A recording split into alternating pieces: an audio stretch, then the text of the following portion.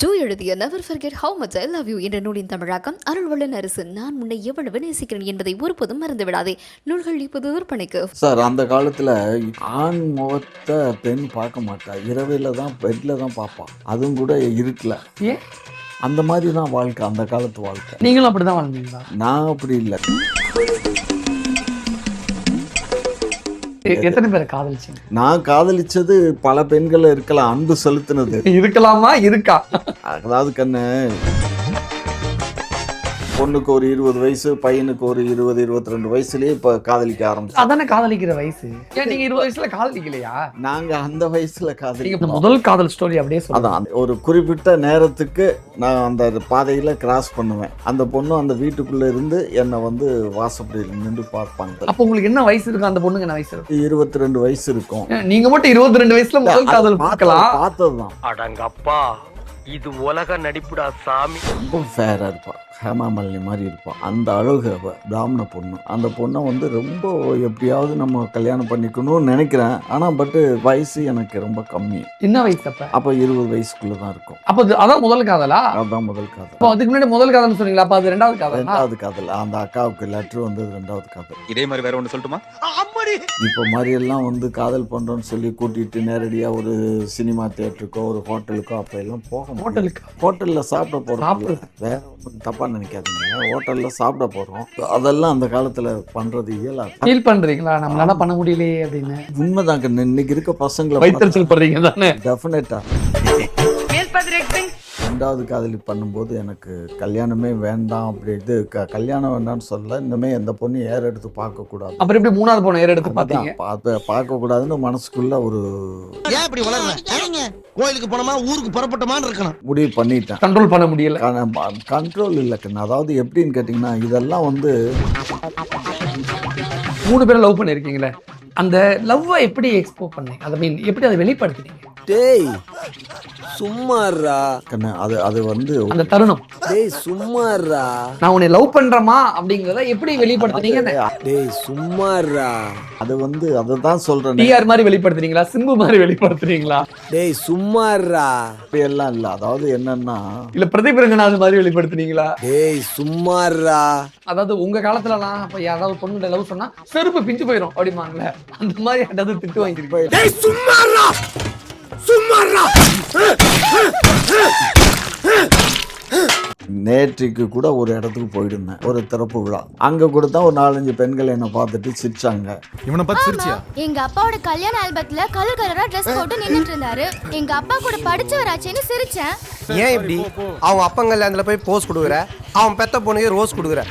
இல்லை கண்ணு, அவங்களும் அந்த எண்ணத்துல தான் பார்க்குறாங்க. என் கூட வந்து காதலிக்க நேரம் இல்லை, காதலிப்பார் யாரும் இல்லை.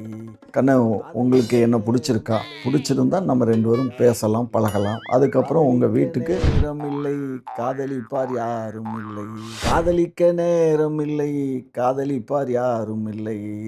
இந்த சேனலுக்கு உங்களது பங்களிப்பை செலுத்த விரும்பினால் சப்போர்ட் பண்ணுங்க. உங்களது சிறு உதவி எங்களுக்கு மிகப்பெரிய ஆதரவா இருக்கும். வணக்கம்.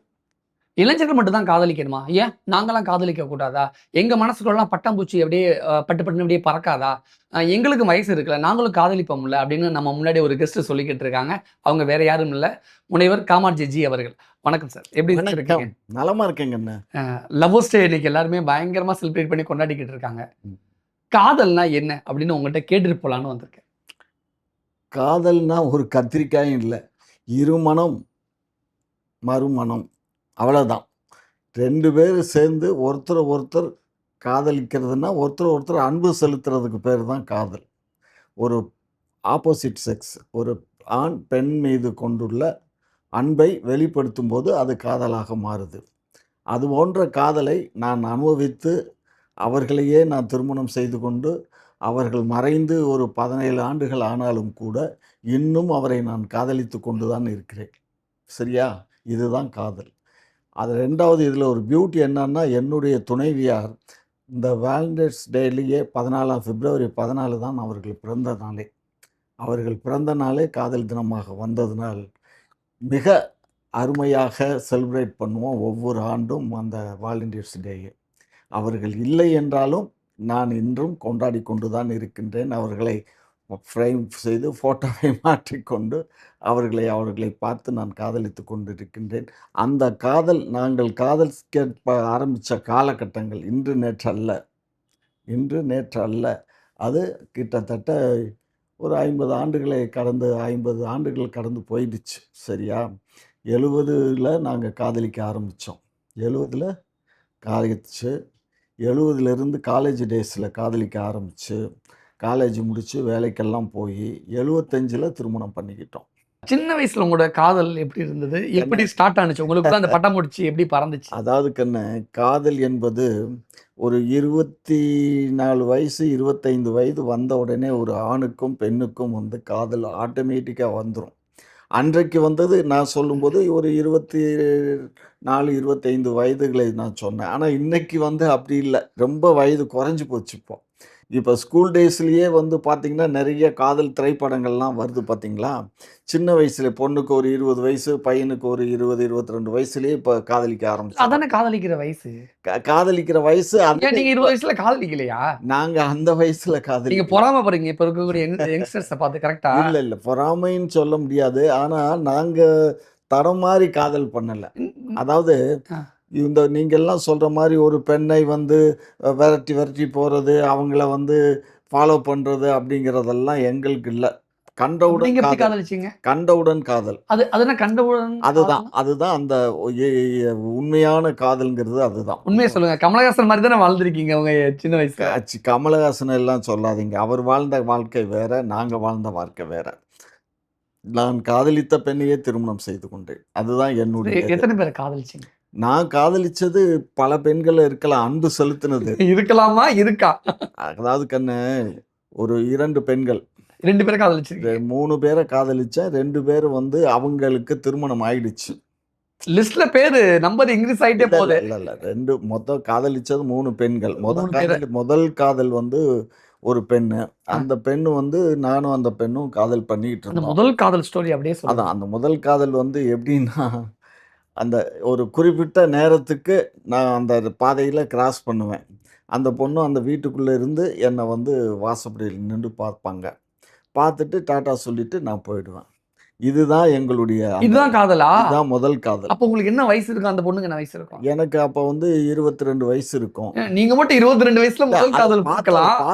பார்த்ததுதான். அடங்கப்பா, இது உலக நடிப்புடா சாமி. சரி பூக்கள் இல்லை, பார்த்ததுதான். சரி. இப்படியே பார்த்துக்கிட்டு இருந்தோம். கிட்டத்தட்ட ஒரு 2 வருஷம் போயிடுச்சு. இப்படி பார்த்துக்கிட்டே இருந்தா என்ன அர்த்தம்? அதான் இப்போ பேசுறது கூட சான்சஸ் இருக்காது. 2 வருஷம் போயிடுச்சு. அதுக்கப்புறம் வந்து மதுரையில் மீனாட்சி அம்மன் கோயில் வந்து தேர் வரும். எங்கள் தெரு வழி தான், வடக்கு மாசி வீதியில் எங்கள் வீட்டு வழி தான் தேர் வரும். அப்போ நான் அங்கேருந்து பார்ப்பேன். அது எங்கள் இதுக்கிட்ட வந்துடும். நான் எங்கள் இதில் ஸ்டெப்ஸில் ஏறி அங்கே நிற்க சொல்லி பார்ப்போம். அவ்வளோதான். இதுதான் எனக்கும் அந்த பொண்ணுக்கும் உள்ள புரிதல். புரியுதுங்களா? சிக்னல் கொடுத்துருக்கீங்களா? அதெல்லாம் வர சொல்லுவான். அங்கே வந்துருமா, அங்கே வந்து சாமி பார்க்க வாங்க. எங்கெல்லாம் வர சொல்லுவீங்க? கோயிலுக்கு தான். அது வேற எங்க இல்ல கேக்குறேன். கோயிலுக்கு தான். வேற என்னெல்லாம் சொல்லுவீங்கன்னு எப்படிலாம் அந்த இப்ப நான் தான் உங்களுடைய காதலின்னு வச்சுக்கோங்க. எங்க அந்த சிக்னல் கொடுங்க பார்ப்போம். அதாவது நான் வந்து கோவிலுக்கு போகிறேன். சரியாக ஒரு 9 மணிக்கு நான் கோயிலில் இருப்பேன். அவ்வளோதான். இது என்னது புரியல? புரியல உங்களுக்கு? நான் 9 மணிக்கு நான் கோயிலில் இருப்பேன். யார்கிட்ட சொல்லுவீங்க அப்படி? அவ்வளோதான். நான் சொல்லிடுவேன். நானா சொல்லிக்கிடுவேன். அது உங்களுக்கு காதில் கேட்கும்ல, நீங்கள் வந்துடுவீங்கல்ல. ஓ, நடந்து போகும்போது நீங்களா பேசிட்டு போயிருவீங்க? நான் நடந்து நின்று சொல்லிட்டு போவேன். நான் இன்னைக்கு 9 மணிக்கு கோயிலுக்கு போகிறேன் அப்படின்னு சொல்லிட்டு போவேன். அவங்க 9 மணிக்கு அங்கே அந்த கோயில். பொண்ணோட அம்மா காதல் விழுந்துருச்சுன்னா? அவங்க அம்மா காதில் விழாதில்ல. நான் பேசுறது தானே. நானும் கோயிலுக்கு போவேன்னு நான் தானே சொல்லிட்டு போகிறேன். சரி. உங்களோட 22 வயசுல உங்களுடைய முதல் காதல் இதுதான். ஆமாம். இப்ப இருக்கக்கூடிய பசங்க, ஸ்கூல் பசங்க காதலிக்கிறாங்க, காலேஜ் பசங்க காதலிக்கிறாங்க. 20 வயசுல 22 வயசுல நீங்களே 22 வயசுல இல்லை, காதலிச்சாங்க. அது தவிர அது அந்த அந்த பொண்ணு என்ன பண்ணிட்டா, எனக்கு ஒரு லெட்டர் எழுதி, சரியா, அவங்க மாடி வீட்டில் இருந்து எனக்கு ஒரு லெட்டர் எழுதி, எங்கள் வீட்டு கீழ் வீட்டில் அடுத்த வீட்டில் இருக்க ஒரு குழந்தை, அது கிட்டத்தட்ட அவளுக்கு ஒரு 8 வயசு இருக்கும். அந்த குழந்தைகிட்ட அந்த லெட்டர் கொடுத்துட்டான். அந்த லெட்டரை எடுத்துகிட்டு வந்து நான் இல்லாதனால இந்த மாதிரி அந்த அக்கா அண்ணன் மாமாவுக்கு லெட்டர் கொடுத்தா அப்படின்னு சொல்லி என் அக்காட்ட கொடுத்துட்டு போயிட்டா. சரி, என் அக்கா கதை நல்லா இருக்கு. என் அக்கா வந்து அந்த வீட்டுக்கு போய் பயங்கர சண்டை. நீ எப்படி என் தம்பிக்கு நீ வந்து லெட்டர் எழுதலாம் ஆச்சா போச்சான்னு சொல்லி பெரிய சண்டை போட்ட உடனே அவங்களுக்கு ரொம்ப கஷ்டமாயிடுச்சு. யாருக்கு? அவங்க பேரண்ட்ஸுக்கு, இந்த பொண்ணுக்கெல்லாம். உடனே என்ன பண்ணிட்டாங்க, ஒரு பையனுக்கு கல்யாணம் பண்ணி கொடுத்துட்டாங்க அந்த பொண்ணை. அந்த பொண்ணு. நீங்க எப்படி தாங்கிக்கிட்டீங்க? நான் என்ன தாங்கிறது என்ன இருக்குது? நாங்கள் என்ன தொட்டு உங்களுடைய காதலிக்கு கல்யாணம் ஆயிடுச்சு, ஏத்த வீடு. நான் என்ன சொல்கிறேன், நாங்கள் வந்து பார்வையில் தான் பார்த்துக்கிட்டோமே தவிர தொட்டு கூட பேசுனதில்லை. புரிஞ்சுக்கோங்க. அப்ப நீங்க ஒழுங்கா நீங்க லவ் பண்ணல, ஆனஸ்டா லவ் பண்ணல. ஆனஸ்ட்னா அதுதான் ஆனஸ்ட். ஒருத்தர் அதாவது கண் பார்வையிலேயே காதல் வந்தால்தான் காதல். சரியா? தொட்டுக்கிறது, பேசிக்கிறது இதெல்லாம் வந்து டிஆர் மாதிரி லவ் பண்ணிருக்கீங்க. டிஆர் மாதிரியே தான். சரி, சரியா? அந்த பொண்ணுக்கு கல்யாணம், ஏத்த வீடு, போய் அட்சதெல்லாம் போட்டுட்டு வந்திருப்பீங்க போல நீங்க அது சொல்றது எப்படி பார்த்தா. நான் போக முடியும்? ஏற்கனவே தான் என்னுடைய சகோதரி போய் அங்கே சண்டை போட்டு வந்திருக்கா. அந்த உங்க மனசுல தான் ஃபீலிங்ஸே இல்லாம பேசுறீங்களே. ஃபீலிங்ஸ் இல்லைன்னு இல்லை, ஃபீலிங்ஸ் இருந்தது. இல்லாமல் எப்படி இருக்கும் கண்ணு? அதை வந்து அதாவது அந்த பொண்ணு கல்யாணம் ஆயிடுச்சு, நல்லா இருக்கட்டும்னு நினச்சேன். 96 ராம் மாதிரியா? ஆமாம். நீங்க 96 விஜய் சேதுபதி மாதிரி ஃபீல் பண்ணிருக்கீங்க. ஆமாம். அதாவது என்னன்னா, ஒரு பொண்ணு வந்து நம்மளும் அந்த பொண்ணும் நம்ம கல்யாணம் பண்ணிக்கிற வயசு எங்களுக்கு அப்போ இல்லை. அந்த பொண்ணு உங்களுக்கு இல்ல, எனக்கு இல்லை. அந்த பொண்ணுக்கு அந்த பொண்ணுக்கு அதான் 20 வயசு கல்யாண வயசு. அவளுக்கு தான் 20 வயசு இல்லை. 20 வயசுல அந்த பொண்ணுக்கு இருக்கு. உங்களுக்கே கல்யாண வயசு தானே. எனக்கு கல்யாண வயசு இல்லை கண்ணு. ஏன்னா நான் அப்போ வந்து வேலையில் எதுலேயுமே இல்லை, படிக்கிற காலம், செட்டில். காதலுக்கு கல்யாணத்துக்கு எதுக்கு சார் அப்படிதான். வேலை? அதுதான் இன்னைக்கு தவறு பண்ணுறாங்க பசங்க. அதாவது ஒரு லைஃப்பில் வந்து ஒரு செட்டில்மெண்ட் இருக்கணும். செட்டில்மெண்ட் இல்லாமல் காதலிக்கிறதுனால தான் அது கரையேறாமல் போகுது. புரியுதுங்களா? இன்னைக்கு ஆணவ கொலைகள்லாம் எப்படி நடக்குதுன்னு பார்க்குறீங்க. சில பேர் சில ஜாதி வெறி பிடிச்ச நபர்களால. ஜாதி வெறிங்கிறது ஒரு பக்கம். ரெண்டாவது வந்து உள்ள ஒவ்வொரு அந்தந்த ஜாதிக்குள்ளேயே கூட சில பிரச்சனைகள்லாம் வந்துடுது. அதாவது பையன் வந்து அந்த பொண்ணை வச்சு காப்பாற்றக்கூடிய அளவுக்கு வசதி வாய்ப்புகளும் வேலை வாய்ப்புகளும் இருக்கணும். என்ன வசதி வாய்ப்புகள் இருந்தால் கூட வேலைன்னு ஒன்று இருக்கணும். ஒரு வருமானம் வரணும். அந்த மாத வருமானம் வந்தால் நம்ம பொண்ணை கட்டி கொடுத்தா அந்த பையனுக்கு அங்கே நல்லா வாழ்வாங்கன்னா அவங்க தாராளமாக கட்டி கொடுப்பாங்க. இவன் வந்து வேற ஒன்றுமே வேலை இல்லாமல் அப்பா அம்மா வருமானத்தில் இவன் வாழ்க்கை நடத்திட்டு இவன் போய் காதல் பண்ணான்னா அந்த காதலை எப்படி ஏற்றுக்குவாங்க? ஆனா ஆணவ படுகொலை மட்டும் தான் காரணம்னு நினைக்கிறீங்களா? ஆணவ படுகொலைதான் காரணம்னு நான் சொல்லலை. பெற்றோர்கள் வந்து எதிர்ப்பு தெரிவிக்கிறாங்க. ஆனா இப்ப இருக்கிற பசங்க நல்லா காதலிக்கிறாங்களா, நல்லா லவ் பண்றாங்களா? ஐயோ சொல்லி மாளாது. ஏன் அப்படி என்ன பண்ணிட்டாங்க? ஏன்னு கேட்டிங்கன்னா, நகரத்தில் வந்து இன்னைக்கு பெண்கள்லாம் காதல் வந்து குறைஞ்சி போச்சு. இந்த சாஃப்ட்வேர் கம்பெனியில் வேலை பார்க்குற பெண்கள் ஆண்களும் ரொம்ப பேர் வந்து காதலிக்கிறாங்க. ஐடி கம்பெனி, ஐடி கம்பெனியில் காதலிக்கிறாங்க. ஆனால் 100க்கு 10% தான் சக்ஸஸ்ஃபுல்லாக இருக்குது. 90% ஃபெயிலியரில். ஏன்? அதாவது காதல் பண்ணும்போது அந்த ஆணும் பெண்ணும் அவங்க நடந்துக்கிற விதம், அவங்க செய்கிறதெல்லாம் பார்த்தீங்கன்னா ரொம்ப ஒரு லக்ஸூரியஸ் லைஃப் மாதிரி இருக்கும் தோணும். என்ன செய்யறாங்க, என்ன 2 நடந்துக்கிறாங்க? பேரும் வருவாங்க, ஒரு ஹோட்டலுக்கு போவாங்க, பர்கர் சாப்பிடுவாங்க, அது ஏதோ பிடிச்சதும் சாப்பிடுவாங்க, ஒரு சினிமாவுக்கு போவாங்க. அந்த மாதிரி ஒரு என்டர்டெயின்மெண்ட்டான ஒரு லைஃப்பை வந்து கண்டினியூ பண்ணுவாங்க காதலில். காதல் முடிஞ்சு கல்யாணம் பண்ணிக்கிட்டாங்கன்னு வச்சுக்கோங்க, கமிட்மெண்ட்ஸ் டெவலப் ஆகிடும். என்ன கமிட்மெண்ட்னா 2 பேர்த்துக்கும் வந்து ஒரே நேரத்தில் வேலைக்கு போக வேண்டியிருக்கும். அப்போ துணைவியார் மட்டும் சமையல் வேலையை பார்த்தா முடியாது, கணவனும் சேர்ந்து ஹெல்ப் பண்ணணும். இவன் வந்து கொஞ்சம் ஆஃபீஸ்லேயே கூட கொஞ்சம் வேலை அதிகமாக இருக்கும். இவன் கம்ப்யூட்டரை வச்சுக்கிட்டு ஏதாவது நோண்டிக்கிட்டு இருப்பான். என்னங்க டைம் ஆச்சுங்க, நீங்கள் என்ன வரலையா அப்படின்னு சொல்லிட்டு அந்த பொண்ணு கொஞ்சம் ஹெல்ப் பண்ணுங்க, இந்த மிக்சியில் அதையா போட்டு கொடுங்க, இல்லை இதை வெங்காயத்தை உரிச்சு கொடுங்கன்னு ஏதோ ஒன்று சொல்லுவான்னு வச்சுக்கோங்க. இவனால் போக முடியாது. ஏம்மா நான் அந்த வேலையை முடிக்கணுமா, எங்கள் பாஸ் வந்து ரொம்ப அர்ஜென்ட்டுன்னு சொல்லியிருக்காருன்னு சொன்னால் கூட அதை அப்புறம் பார்க்கலாங்க, ஆஃபீஸில் போய் பாருங்கள், இங்கே வாங்க அப்படிங்கும். இப்படியே டெவலப் ஆகும். இவ்வளவுதான் சண்டையா இப்போ உள்ள ஐடி? இப்போ ஆமாம், இப்படி இதில் சண்டை இவ்வளவுதானா? சண்டை இது மட்டும் அல்ல. ரெண்டாவது இன்னொரு விஷயம் என்னன்னா, அந்த காதல் பண்ணுறதுக்கு முன்னாடி வந்து ஆணும் பெண்ணும் ஒன்று சேர மாட்டாங்க. காதல் உங்க காலத்துல? எங்கள் காலத்தில் இப்போ எப்படி எனக்கு தெரியாது. ரெண்டாவது இப்போ ஆணும் பெண்ணும் ஒன்று சேர்றாங்கன்னு வச்சுக்கோங்க, இப்போ பெண்களுக்கும் உணர்வுகள் ஜாஸ்தி. இப்போ இன்னைக்கு உள்ள பெண்களுக்கு ஜாஸ்தி. எப்பவுமே அப்படிதானே இல்லையா? இல்லை, எப்பயும் அந்த காலத்துல எல்லாம் வந்து பெண்கள் வந்து ரொம்ப மறைவாக தான் இருப்பாங்க சார். அந்த காலத்தில் எனக்கு தெரிய ஆண் முகத்தை பெண் பார்க்க மாட்டா. இரவில் தான் பெட்டில் தான் பார்ப்பான், அதுவும் கூட இருட்டில். ஏன்? அந்த மாதிரி தான் வாழ்க்கை, அந்த காலத்து வாழ்க்கை. சரிங்க. நீங்களும் அப்படிதான் வாழ்ந்தீங்களா? நான் அப்படி இல்லை. நான் வந்து 75ல் தான் எனக்கு மேரேஜ். 75ங்கிறதுல டெவலப் ஆயிடுச்சுல்ல. எப்படி உங்க காதல் டெவலப் ஆனுச்சு 75ல? எனக்கு 75ல அதாவது என்னன்னா, நாங்க வந்து காதல் பண்ணி, அந்த அம்மா வந்து காலேஜ் முடிச்சு, டீச்சர் ட்ரெய்னிங் முடிச்சு, அவங்க வேலைக்கு போயிட்டாங்க. இன்னொரு ஊர். இங்கேருந்து ஒரு 65 கிலோமீட்டர் தள்ளி ஒரு ஊர்ல அவங்க சொந்த ஊர் அங்க தான். அங்க அவங்க ஒரு கான்வென்ட்ல டீச்சரா ஒர்க் பண்றாங்க. நான் மதுரையில நான் ஒரு காலேஜில நான் இருக்கேன். ஸோ இங்கேருந்து என்ன பண்ணுவேன், பஸ்ஸை பிடிச்சு காலையில 7:10க்கு ஒரு பஸ் இருக்கு. அந்த பஸ்ஸை பிடிச்சு 2 1/2 மணி நேரம் ட்ராவல் பண்ணி அங்க போவேன். இவங்க அப்ப தான் ஸ்கூலுக்கு போவாங்க. போகையில கொஞ்ச நேரம் பார்த்து பேசிட்டு, சரி மறுபடியும் பஸ்ஸை பிடிச்சு நான் இங்க வந்துருவேன். இப்படி தான் நாங்க கிட்டத்தட்ட ஒரு இதுக்கு பேரு லவ்வா? வேற என்ன பண்ண முடியும்? 2 வருஷம் அந்த மாரி நடந்துச்சு. அதுக்கப்புறம் பேரண்ட்ஸ் கிட்ட சொல்லி, பேரண்ட்ஸ் மூலியமா அத நாங்க அப்படியே அரேஞ்ச் மேரேஜா 2 ஃபேமிலியும் மாத்தி நாங்க கல்யாணம் பண்ணிக்கிட்டோம். சரி, இது வந்து உங்க 3வது காதலோட success love story. Success love. அந்த 2வது காதல சொல்ல மறந்துட்டீங்க. கண்ணு 2வது கல்யாணம் அந்த பொண்ணு கல்யாணமா பொண்ணு காதலா? அந்த பொண்ணுக்கு வந்து என்னன்னு கேட்டிங்கன்னா, ரொம்ப ஃபேரா இருப்பா. ஹேமா மாலினி மாரி இருப்பா. பா. அந்த அழகு அவ. பிராமண பொண்ணு. சரிங்களா? அந்த பிராமண பொண்ணு. அந்த பொண்ணு வந்து சச்சுன்னு பேரு அந்த பொண்ணு பேரு. அந்த பொண்ண வந்து ரொம்ப எப்படியாவது நம்ம கல்யாணம் பண்ணிக்கணும்னு நெனைக்கிறேன். ஆனா வயசு எனக்கு ரொம்ப கம்மி. என்ன வயசு அப்ப? அப்ப 20 வயசுக்குள்ள தான் இருக்கும். அப்ப அதான் முதல் காதலா? அதான் முதல் காதல். சரியா? அப்ப அதுக்கு முன்னாடி முதல் காதல்னு சொன்னீங்களா? அப்ப அது 2வது காதலா? 2வது காதல். அந்த அக்காவுக்கு லெட்டர் வந்தது 2வது காதல். எனக்குள்ள மனசு, மனசுக்கு வெளியே கண்ணு, கண்ணுக்கு வெளியே பொண்ணு, பொண்ணுக்குள்ள மனசு, மனசுக்குள்ள நான். புரியுதா? இதை யார்ட்டும் சொல்ல மாட்டேன். சொல்ல மாட்டேன். இத என்னால மட்டுமில்ல, இந்த நாட்டுல இருக்க எவனாலையும் சொல்ல முடியாது. இதே மாதிரி வேற ஒண்ணு சொல்லட்டுமா? அம்மடி. இது இது இது இந்த இந்த பொண்ண வந்து பண்ணிக்கணும்னு நான் நெனச்சிட்டு இருக்கும்போது 2 பேரும் பேசிக்குவோம். அந்த பொண்ணு வீட்டுக்கு வெளியில அது வந்து ஒரு லைன் வீட்ல தான் இருப்பாங்க பிராமின்ஸு. அது தண்ணி பிடிக்கிறதுக்கு அந்த குழாய்க்கு வரும். நான் வருவேங்கிறதுக்கு அவங்களுக்கு தெரியும். கரெக்ட்டா 8:45க்கு அந்த இடத்த கிராஸ் பண்ணுவேன்.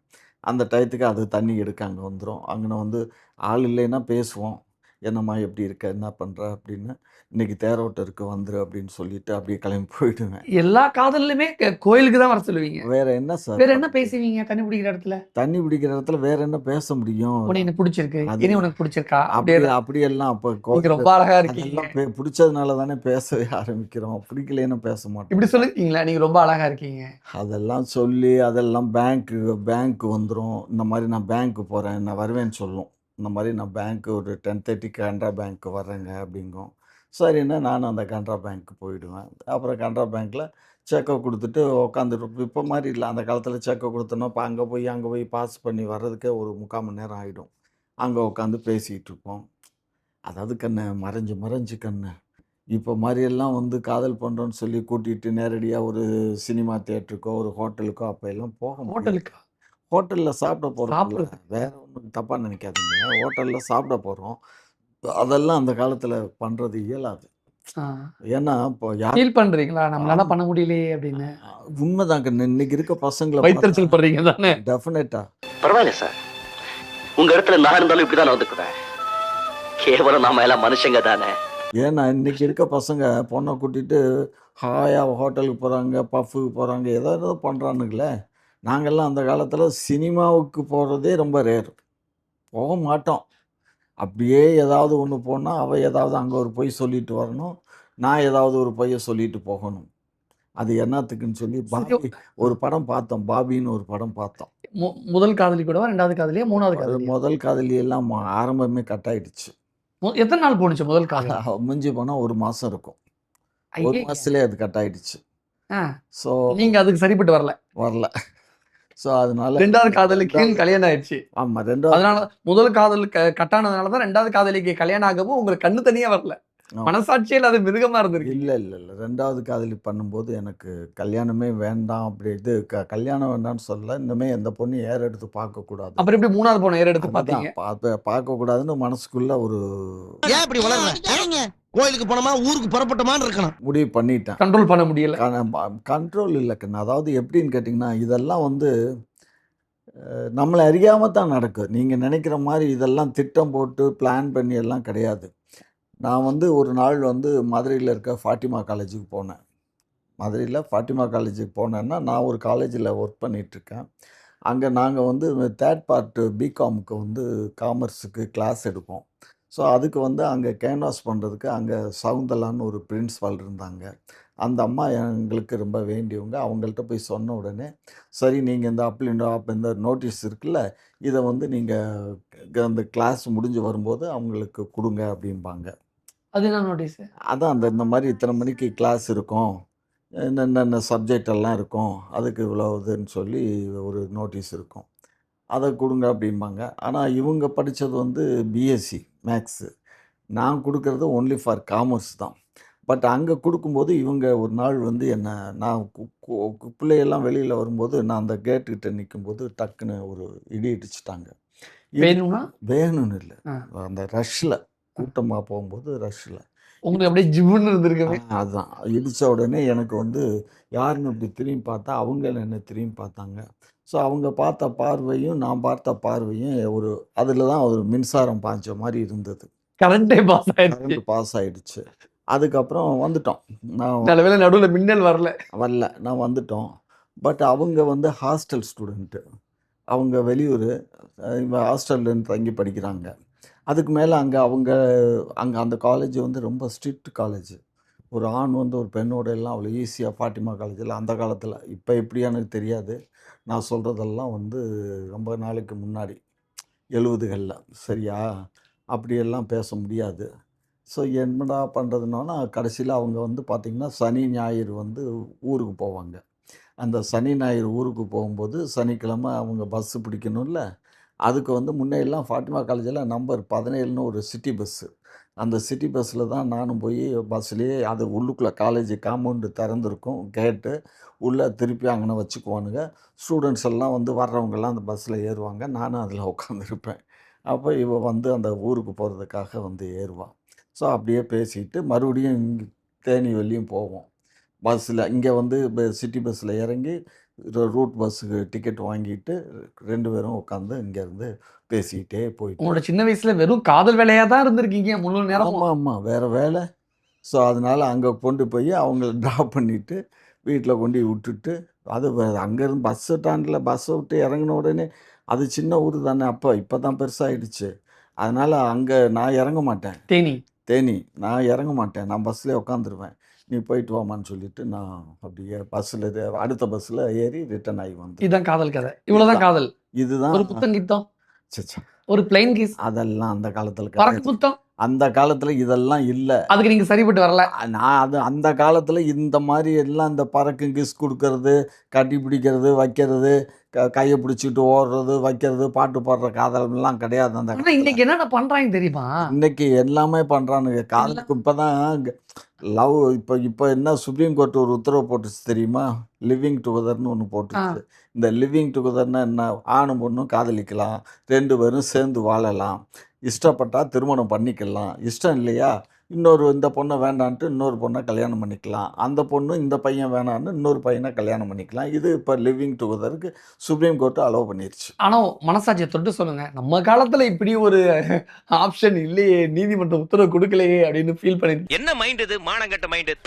இல்லை கண்ணு, இல்லை. என்னன்னு கேட்டிங்கன்னா, என்னுடைய துணைவியார், என்னுடைய காதலி கிடைச்ச பின்னாடி எனக்கு எதுவுமே பெருசாக தெரியல. இவ்வளோ அவங்க 3வது காதல் கிடைக்கிற வரைக்கும், அமையிற வரைக்கும் முதல் 2 அது காதலுக்கும் குறிப்பிட்ட கொஞ்ச நாள் தானே. மிஞ்சி போனால் ஒரு 8 மாதம் அல்லது 9 மாதம் இருக்கும். ஃபீல் பண்ணிருக்கீங்களா?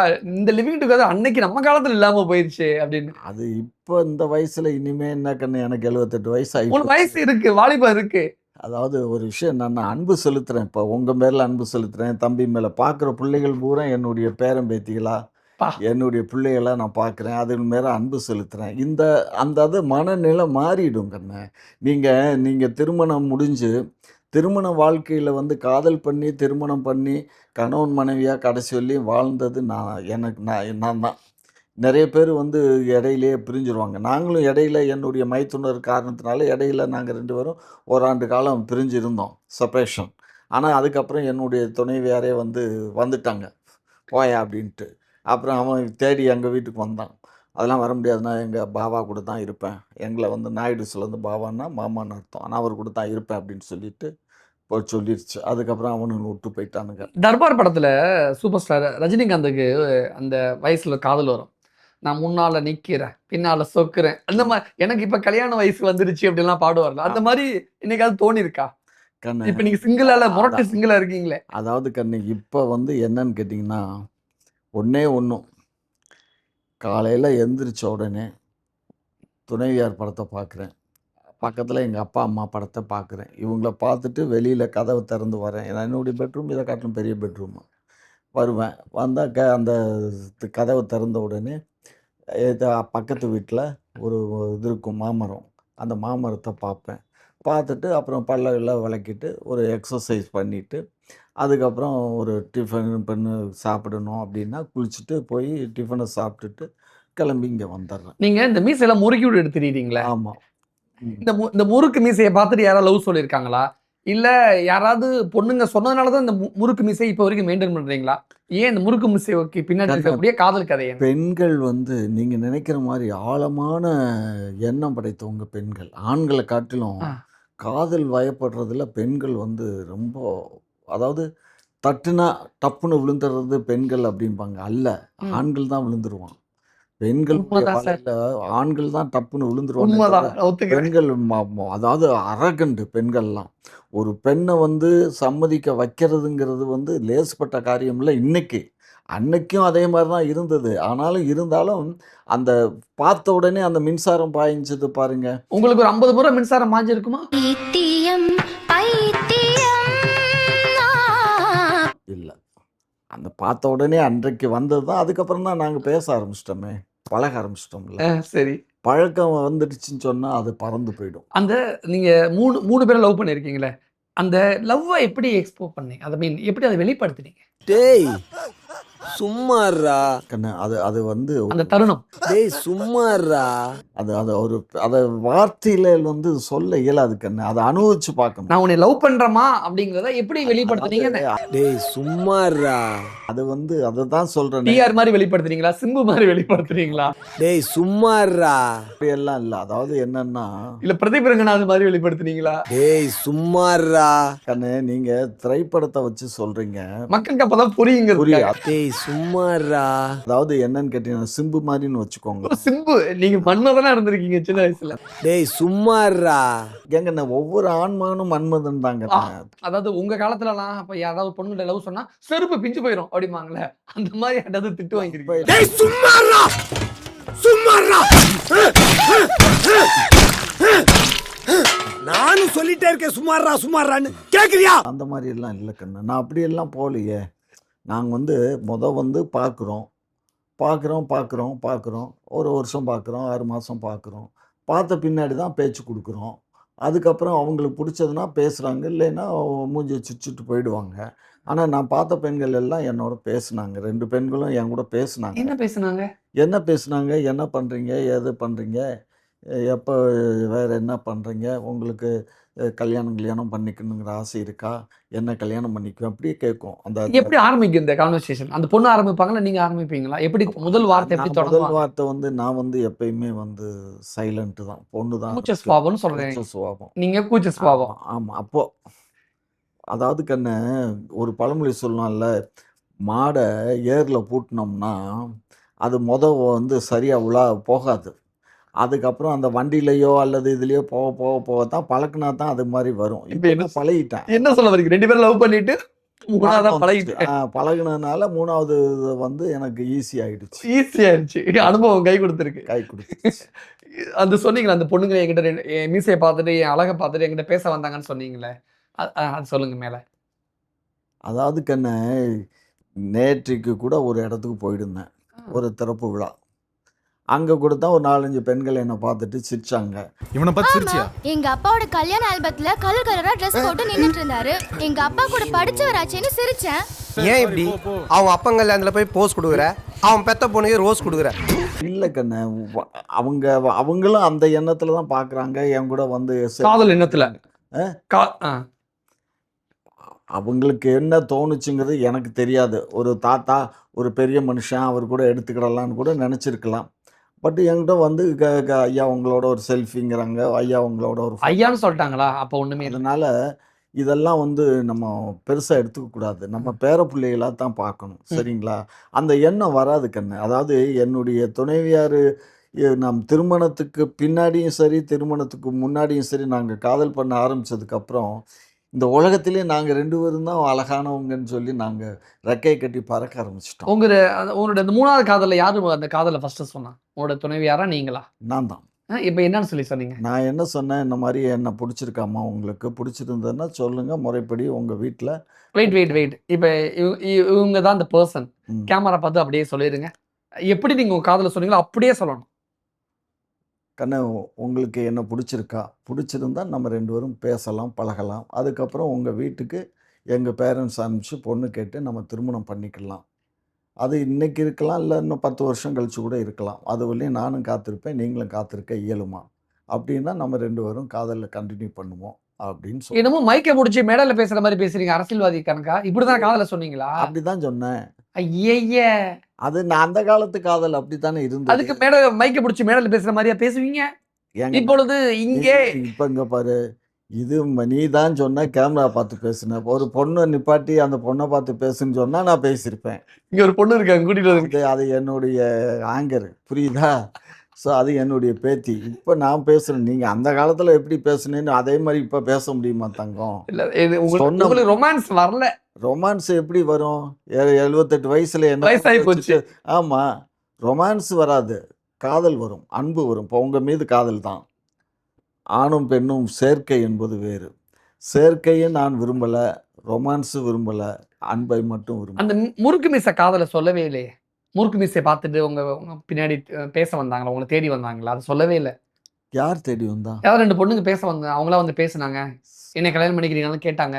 கல்யாணம் பண்ணிக்கிறியான்னு எல்லாம் யாரும் கேட்க. நீங்க தானே சொன்னீங்க முதல்ல. இல்லை இல்லை இல்லை, அப்படியெல்லாம் சொல்லலை. என்ன கல்யாணம் பண்ணி, அதாவது 2வது பொண்ணு இருந்தாலே, 2வது லவ் பண்ண பொண்ணு இருந்தாலே, அந்த பொண்ணு தான் நீங்கள் என்ன பார்வையோடு விட்டுடுவீங்களா, இல்லை திருமணம் பண்ணிக்குவீங்களான்னு கேட்டா.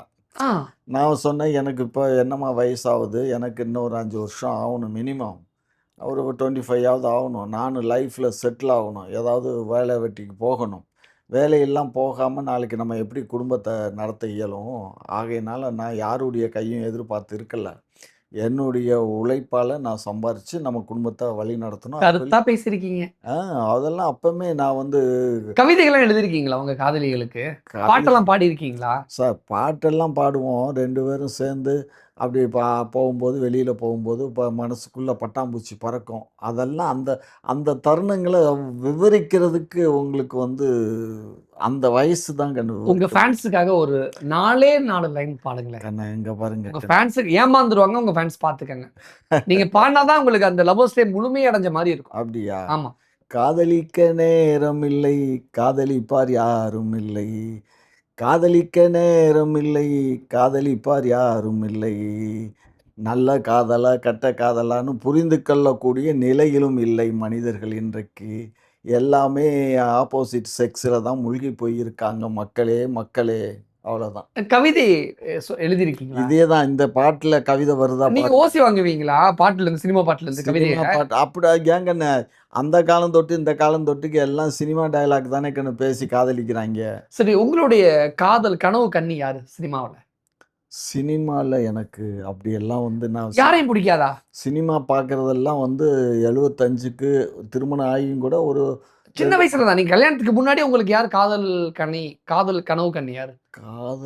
காதல்லாம் இல்லை கண்ணு. நடிகை யாருமே இல்லையா? எனக்கு ரொம்ப பிடிச்சவங்க யாருன்னு கேட்டிங்கன்னா பத்மினி அம்மா பிடிக்கும். அவங்களுடைய அந்த நடிப்பு, அந்த டைலாக்கு, இதெல்லாம் வந்து பத்மினி அம்மா. இது அந்த காலத்துல. இன்னைக்கு இருக்கக்கூடிய ஹீரோயின்ல யாரும் ரொம்ப பிடிக்கும்? இன்னைக்கு இருக்கக்கூடியது இல்லைனாக்க யாரை சொல்கிறது, சொல்லலாம். பட் ஆனால் வந்து எங்கள் வீட்டு கீழேயே இருக்க அவங்க மாமியா. சரியா? இந்த வீடியோலாம் பார்க்க மாட்டாங்க, நீங்க தைரியமா சொல்லுங்க. எல்லாம் இல்லை, எல்லாமே நான் பேசுறதெல்லாம். உங்களுக்கு 72 வயசுனா உங்களுக்கு எப்படி பார்த்தாலும் ஒரு 90 வயசு இருக்காது? யாருக்கு? உங்க மாமியாவுக்கு. ஏன் மாமியா இல்லை, அந்த பொண்ணோட மாமியா. யாரு அப்படி? அதெல்லாம் நடிகை தானே கேட்டேன் நான். நடிகையுடைய மாமியா தான் சொல்றேன் நான். நடிகையோட மாமியா கீழ் வீட்டுல இருக்கா? யாரா இருக்கு? சரி, என்ன படத்துல நடிச்சிருக்காங்க? நாங்களாம் கண்டுபிடிச்சிக்கிறோம். அவங்க தான் இன்னைக்கு சூப்பர் ஸ்டார். யார சொல்றீங்க? நயன்தாராவை சொல்றீங்களா? ஓஹோ, நயன்தாராவுக்கு கனவு கண்ணியா? கனவு கண்ணின்னு நான் சொல்லலை. எல்லாம் நோட் பண்ணுங்க. கனவு கண்ணின்னு சொல்லலை. அவங்க வந்து ரொம்ப பிடிக்கும். பிடிக்கும். நயன்தாராவுக்கு அப்புறம் வேற யாரை பிடிக்கும்? பிடிக்குங்கிறது வந்து சினிமாவில் அவங்க நடிக்கிற நடிப்பு பிடிக்கும். சரியா? அவங்க நடந்துக்கிற எஸ்கேப் விதம் ஆகுறாரு, பிடிக்கும். எஸ்கேப் ஆகுறாரு. இல்லை. இப்போ நீங்கள் வந்து அப்படி பார்த்தீங்கன்னா, எனக்கு வந்து பானுப்பிரியா பிடிக்கும். அதுக்கப்புறம் கௌதமி பிடிக்கும். ரோஜா பிடிக்கும். இவங்கெல்லாம் வந்து இந்த லிஸ்ட் பெருசாகிட்டே போகுது. நான் இங்கே கட்சி ஆரம்பிக்கும்போது இவங்களோட எல்லாம் நான் பார்த்துருக்கேன், பழகியிருக்கேன். அதனால இவங்களெல்லாம் எனக்கு பிடிக்கும். எல்லாம் அன்பு தான் கண்ணு. அதாவது இதெல்லாம் வந்து நீங்கள் வேற மாதிரி ப்ளே பண்ணி கேட்குறீங்க. இல்ல. அப்படி சரி, இல்லை. உங்களுடைய காதல் யாரை பார்த்து கத்துக்கிட்டீங்க? டிஆரை பார்த்து கத்துக்கிட்டீங்களா? ஜெமினி கணேசனை பார்த்து கத்துக்கிட்டீங்களா? எம்ஜிஆரை பார்த்து கத்துக்கிட்டீங்களா?